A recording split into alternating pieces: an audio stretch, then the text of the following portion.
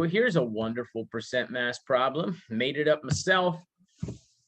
I would like to take this percent composition data for strychnine, and I would like to get the empirical formula of strychnine. Strychnine is a very important molecule in the history of synthetic organic chemistry. It was one of the first large molecules ever synthesized from scratch, and it's been synthesized multiple times. It's a poison.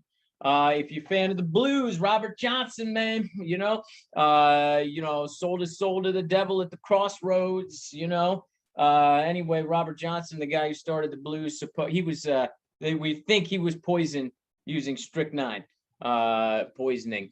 But so anyway, I don't know if you're familiar with that story. Maybe you heard it before. Here's what I'd like you to do. I'd like you to give this one a shot.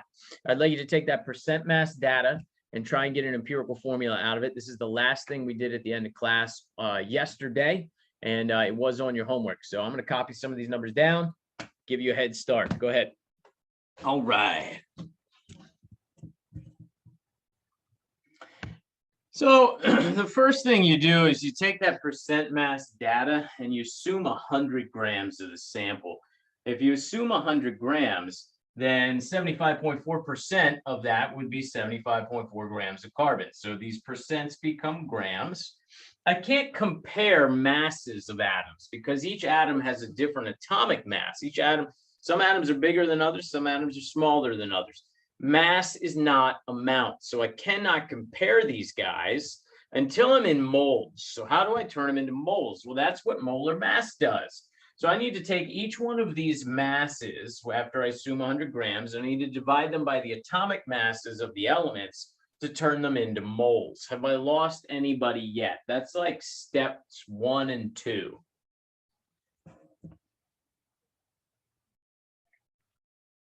All right.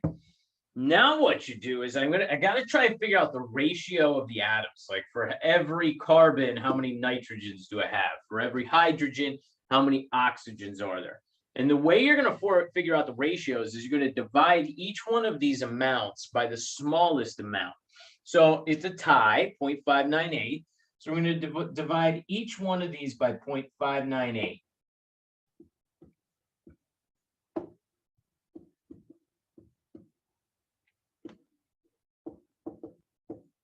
If I do that, I'm going to get 1 nitrogen and 1 oxygen. And then I'm going to get some numbers for carbon. So let's punch in carbon. 6.28 divided by 0.598. That's going to give you got to be really careful here. That's going to give you 10.5. You can't round that to 11. If it was like 10.98, yeah, that's 11, whatever. But this is 10.5. So we'll talk about that.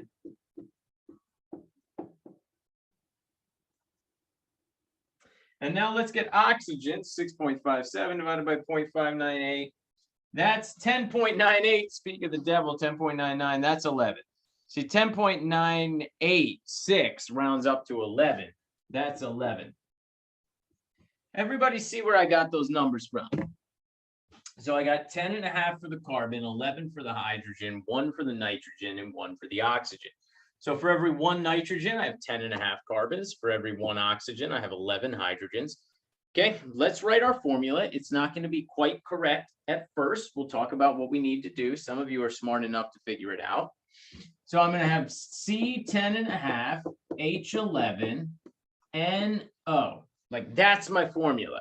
The problem is empirical formulas are the lowest whole number ratio of the atoms. So the problem is with that 10.5, that's not a whole number. Anybody know what we need to do? It's kind of like the Bo-Chen method of solving like the odd-even conundrum that we talked about yesterday. It's a lot like the Bo-Chen method. Since this is a 10.5, what are you thinking? You multiply it by 2. Absolutely. If one of mine is at 0.5, I have to multiply everything by 2 and distribute it. That's absolutely correct. I think that was Abby. Thank you. We're going to multiply everything by 2. So 10.5 times 2, what is that? 21, right? Okay, so that's going to be C21. Whoops. H22 N2O2. That's my empirical formula. That's the lowest whole number ratio of the elements to one another. Now, the true formula for strychnine could be any multiple of that, right? It could be C42, H44, N4O4. You know, I mean, it could be any multiple of that. But this is at least the empirical formula of strychnine. Now, to figure out the real formula of strychnine, we would need the molecular weight of strychnine, which is actually given in that problem.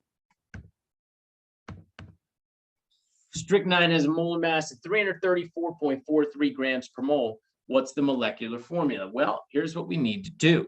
We need to get the empirical formula's mass and then compare it to the molecular formula's mass. If they're the same, then the empirical formula of strychnine is the molecular formula. They're the same.